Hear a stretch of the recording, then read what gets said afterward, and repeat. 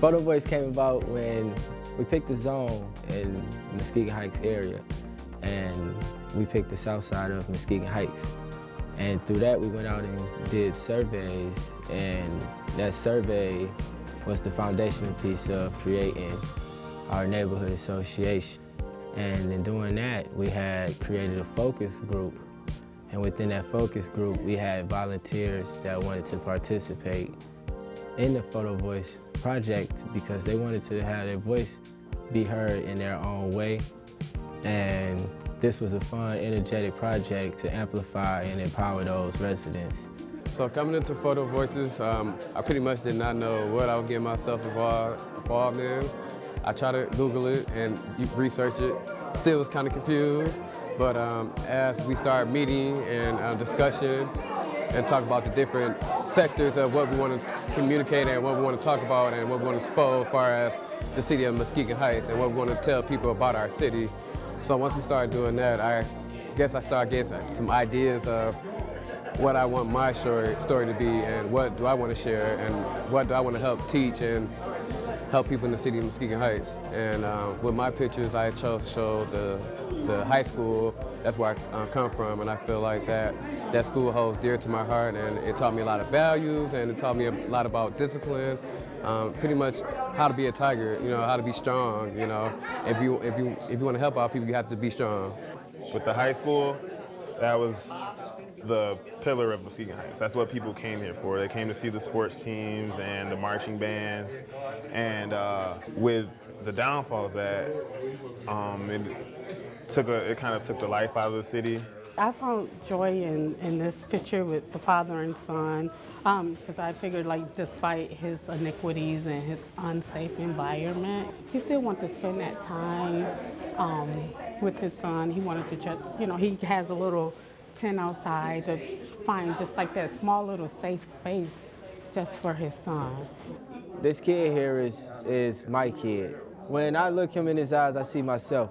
And with that, it's like me understanding the road that he has ahead and understanding the game of life, knowing that you might have drugs on this block, gang violence on this block, but at the same time you have wonderful people who doing good things on this block.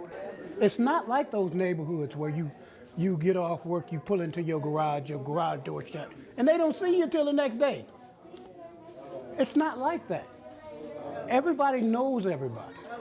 You think about how small we are separate, but when we can all come together for that common goal, and sometimes you've got to agree to disagree, but trusting the process. So if we can pull all of our little coins together, then that stands for a whole lot more than, you know, all of us being separate, talking about what we want as an individual. It's not all about what somebody else outside of our community wants. It's about our needs, what we want.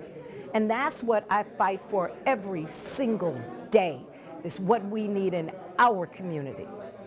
And again, the united we stand, divided we fall. We're not just divided here, but we're divided in a mass area. And so for us, you know, those that live in the Heights and work in some of these communities, they play a part in, you know, helping there. And then those that, you know, live or work here and visit Muskegon Heights, they play a part with us. So being able to connect all of that and just know our direction, because everybody else knows their direction, and, you know, we bring that together and work together to be able to see the change that we want. So, you know, effort is one thing that goes a long way, and with a little bit of effort and caring, that I think we can right the ship and, you know, get the city back to where it needs to be.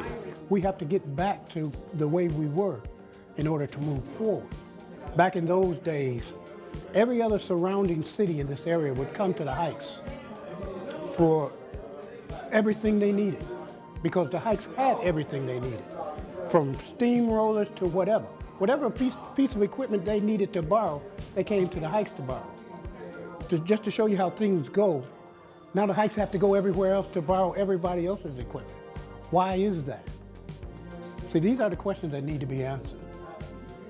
I think from here, hopefully this will be a positive reflection on Muskegon Heights, and hopefully it will bring up discussion and hopefully some money and investors to help shape up the city. So hope great things come.